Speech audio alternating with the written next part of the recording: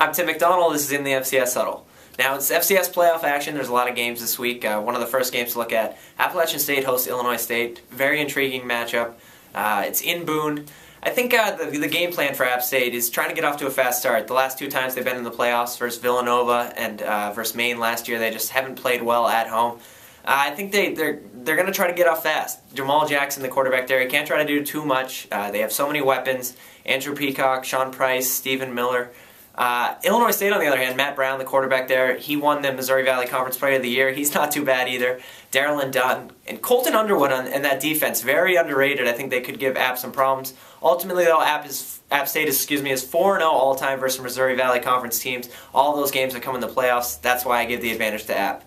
Another game, Wofford hosting New Hampshire. Now, this is a great game between two teams who do things very well. Wofford runs the ball, New Hampshire passes the ball.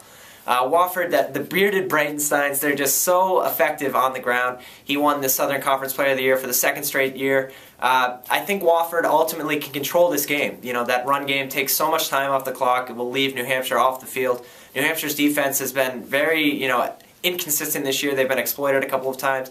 I think that controlling Wofford run game ultimately leads them to victory. Another game, number one North Dakota State and South Dakota State. How ironic is this in the playoffs? Two rivals. In the 99th meeting, North Dakota State won 20-17 earlier in the season. South Dakota State last week 58-10 over Eastern Illinois, and they just play so well. That run game, when it's on, it's great. Zach Zenner, the running back, had 295 rushing yards last week. They want revenge. It's going to be hard in the Fargo Dome. Ultimately, I think North Dakota State gets by, but it's going to come down to Brock Jensen, the quarterback, versus Austin Sumner, the quarterback for South Dakota State. Whoever creates less turnovers and whoever doesn't force the ball, that team will win. Then the last game, Stony Brook at Montana State. Stony Brook travels to Bozeman. It's going to be a night game. It's going to be cold. The Montana State faithful are going to be absolutely going nuts. Stony Brook, that run game, I think, ultimately is a factor.